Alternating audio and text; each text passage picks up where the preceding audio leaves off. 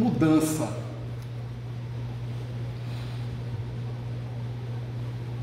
Mas não o receberam, porque o seu aspecto era como de quem ia a Jerusalém. Lucas capítulo 9, versículo 53. Digna de nota a presente passagem de Lucas. Reparando os samaritanos, na época de Jesus, eram tidos como pessoas de má vida, né? Reparando os samaritanos que Jesus e os discípulos se dirigiam a Jerusalém, negaram-se a recebê-los. Identificaram-nos pelo aspecto. Se fossem viajores com destino a outros lugares, talvez lhe oferecessem hospedagem, reconforto, alegria.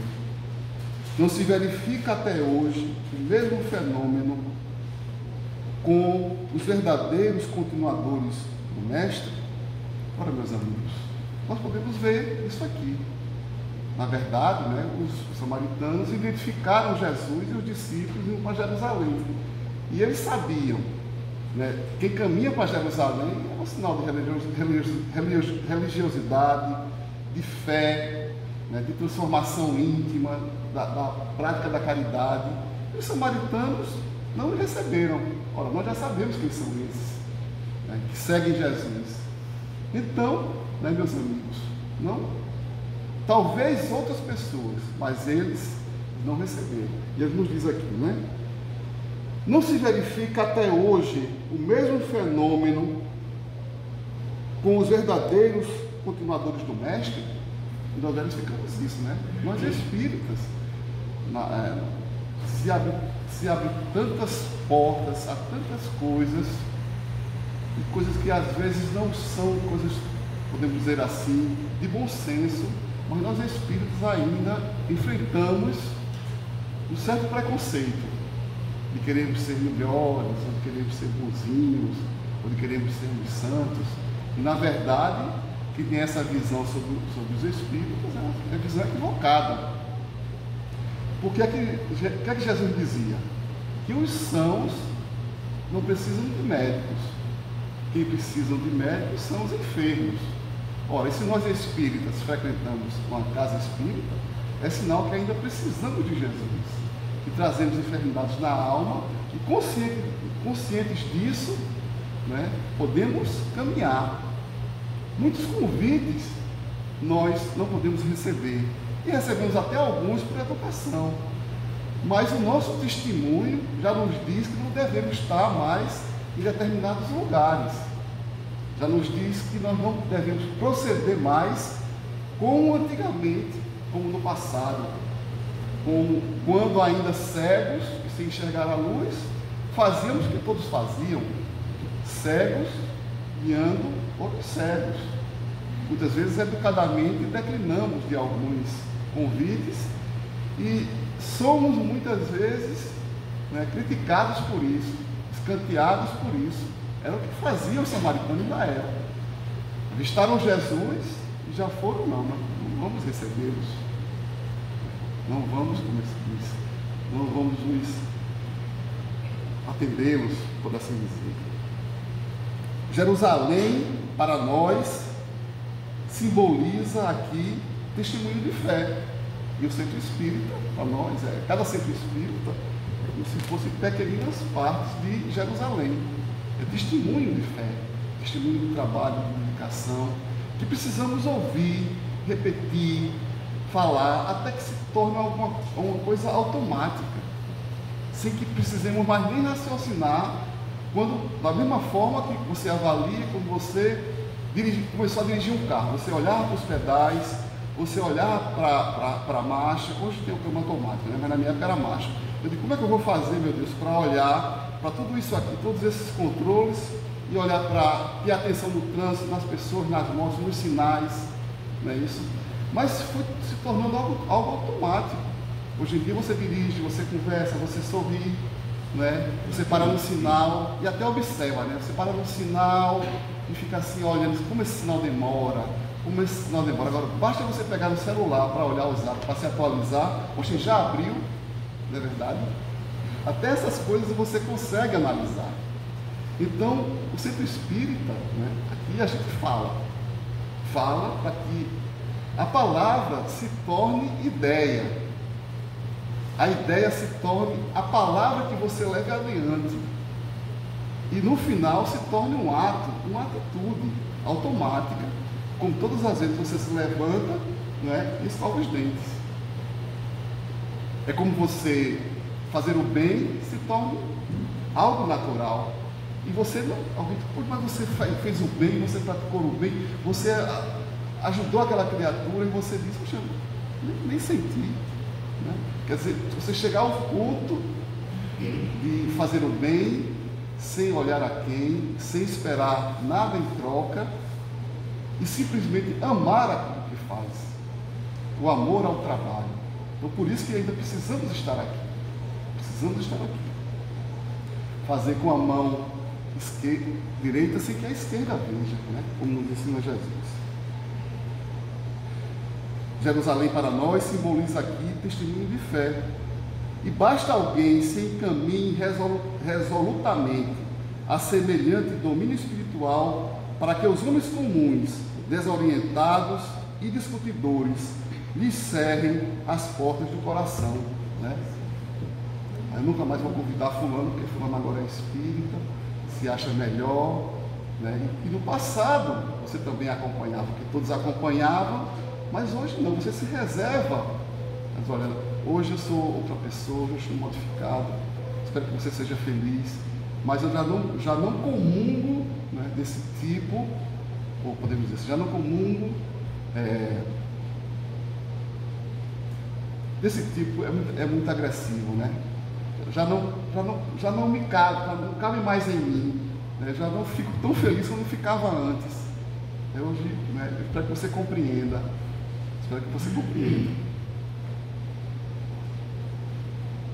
Os descuidados que rumam na direção dos prazeres fáceis encontram imediato acolhimento entre os novos samaritanos no mundo. Ele fala dos novos samaritanos no mundo. E nós falávamos no domingo, né, dos 5 sentidos. E nós ainda procuramos satisfazer os 5 sentidos como uma condição para ser feliz. Né, para ser feliz. E quando você conhece a doutrina espírita, você vê que os excessos não lhe traz felicidade alguma. Então, o que? Mal-estar, muitas vezes uma ressaca no outro dia, muitas vezes os que dizem assim, mas fulano, o pior é a ressaca moral. Então, algo que lhe dá tudo isso como resultado final, não te preenche, né? Ou seja, você sai mais vazio do que entrou. Então nós podemos ver que além dos 5 sentidos que nós temos, há algo de maior em nós, há um destino maior em nós.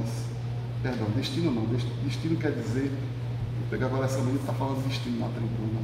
Destino quer dizer sorte e azar. Em espiritismo não tem sorte e azar, tem trabalho. Me perdoe o destino. Né? Que a vida lhe reserva algo melhor.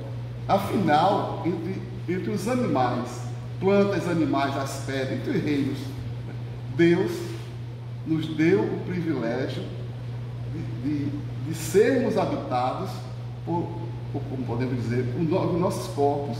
Poderia ter escolhido os animais ou as plantas. Escolheu a espécie humana para receber o Espírito, ser inteligente da criação. Imaginem, né, o tamanho da nossa responsabilidade.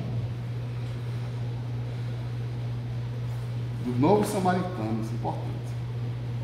Mulheres inquietas, homens enganadores e doentes espirituais, bem apresentados, possuem por enquanto na terra luzida assembleia de companheiros. Né? Aqui, ó. Mulheres inquietas, homens enganadores e doentes espirituais, aí nós nos lembramos, né? Os nossos irmãos do Rio Grande do Sul estão passando por uma provação, né, extrema. As casas invadidas por água, imagine suas roupas, eletrodomésticos, seus documentos, seus bens, tudo, né, tomado pela água. E aquelas pessoas, graças a Deus, né, o homem naquele sentimento vai, socorre, ajuda, salva os animais, não é isso? Mas, meus amigos, será que são homens roubando canoas, criando grupos de pix para pegar o dinheiro, né? Novos samaritanos. Não sabem o tamanho da dívida que estão adquirindo, tripudiando sobre a miséria daquelas criaturas.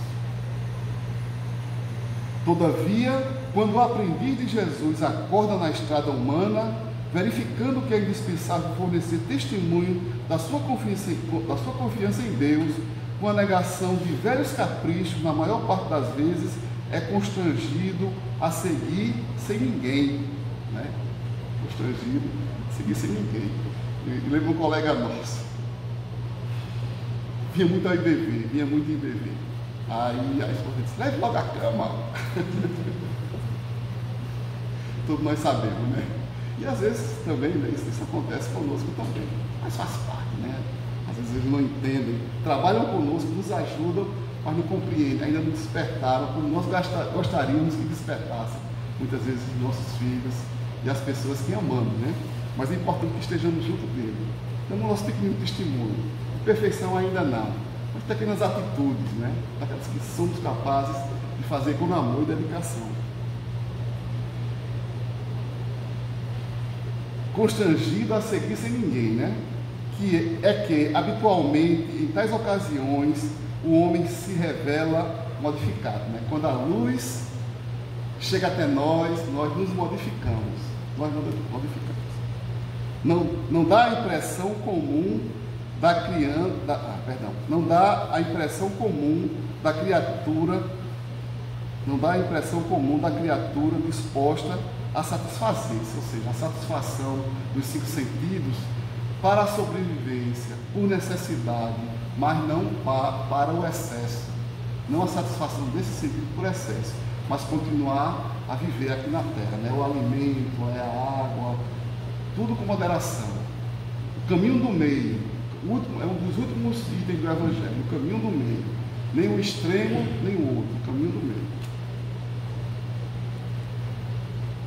É alguém resolvido a renunciar aos próprios defeitos e anulá-los a golpe de imenso esforço para esposar a cruz redentora que o identificará com o Mestre Divino.